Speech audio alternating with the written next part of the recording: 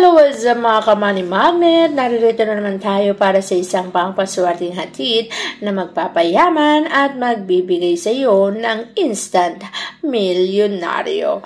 Una sa listahan na dapat natin gawin sa ating mga tahanan para tayo ay swertihin ay dapat mong palaging tinatandaan na ang iyong tahanan ay dapat nasisikatan ng araw.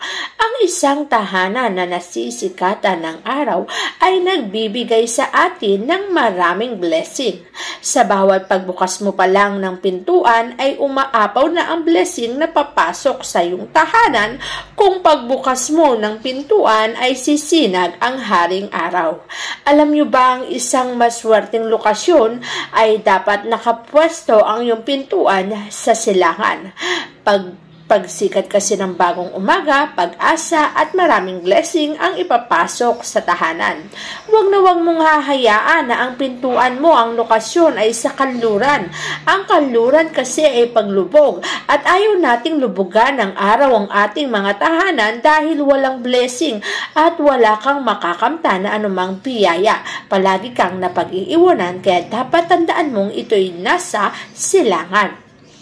Sa loob naman ng kusina, iyong pakakatandaan ang pwesto ng faucet at lutuan.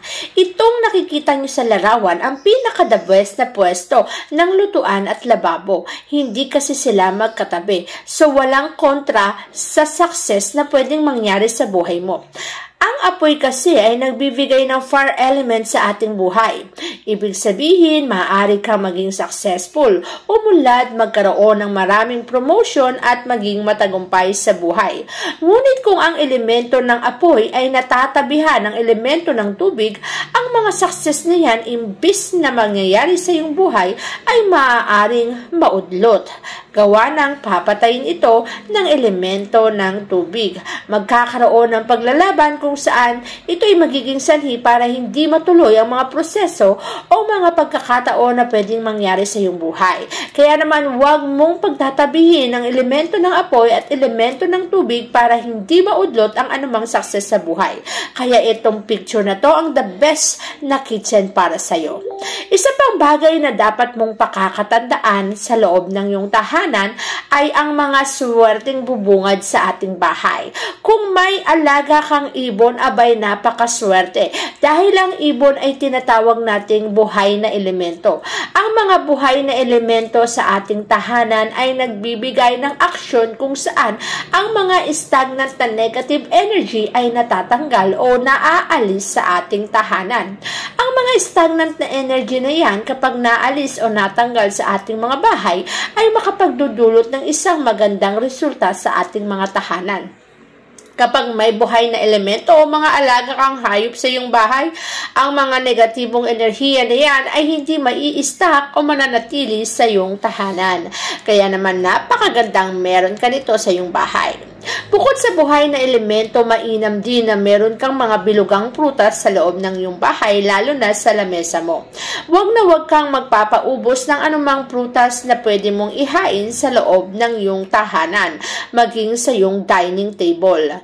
Pag meron laging prutas ang dining table mo, ang abundance and prosperity ay mapapasok din sa tahanan mo.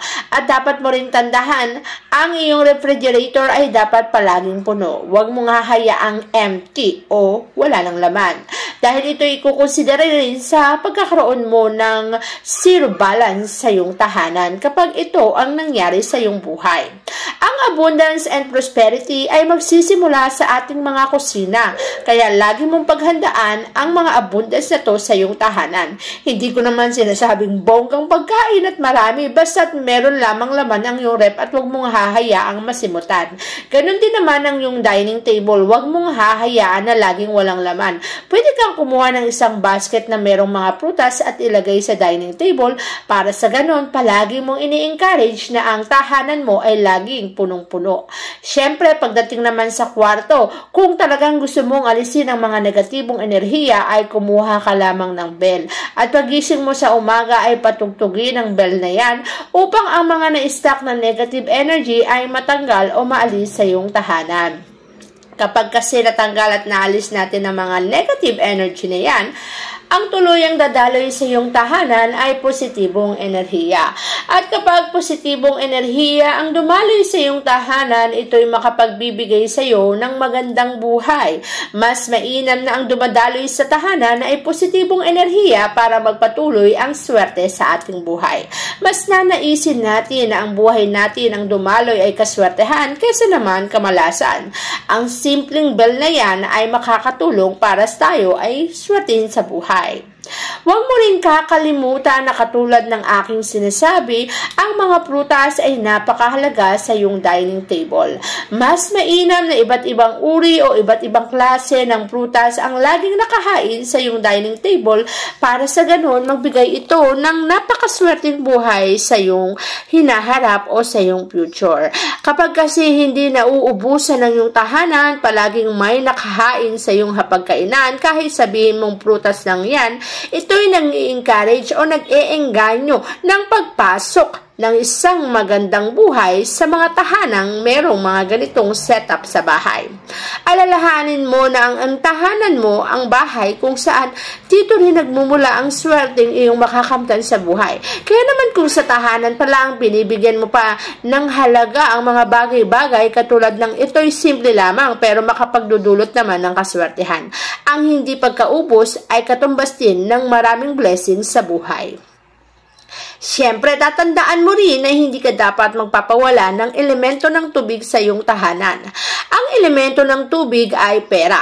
Ang pera ay dapat nasa tahanan. Pagbukas pa lang ng pintuan ay meron ka na dapat dito. Kaya naman pwede ka namang maglagay ng aquarium sa southeast sector ng tahanan o di kaya naman sa north area. Kapag ito ay nakalagay sa north area ng iyong tahanan, pwede rin naman sa silangan, ito ay magbibigay sa iyo ng katumbas na swerte. Kapag kasi ang aquarium ay nakapasok o nakapwesto sa north, success sa karir ang ibibigay niyan sa iyong buhay. Kapag ito ay nakapwesto sa silangan, ang ibibigay naman sa iyo nito ay blessing na panghabang buhay. Kapag ang aquarium ay nakapwesto sa southeast sector ng tahanan, ay ito yung magbibigay ng wealth sa iyong buhay. Kaya ipwesto ng tama para tamang swerte ang makamtan. Siyempre, hindi ka rin dapat nagpapawala ng mga swerteng halaman sa loob ng tahanan. Ang spider plant ay isa sa pinakamaswerteng halaman.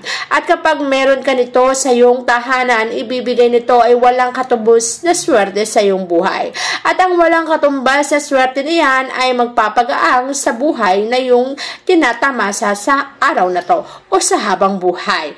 Ang spider plant kasi ay nagpapasok ng matinding kaswertihan, kaya huwag na huwag kang magpapawala kung ang nais mo ang matinding kaswertihan na yan ay mapasa yung buhay ng panghabang buhay. Kaya ano pang ginagawa? Maglagay na ng mga swerteng bagay para ang buhay natin ay swertihin ng panghabang buhay.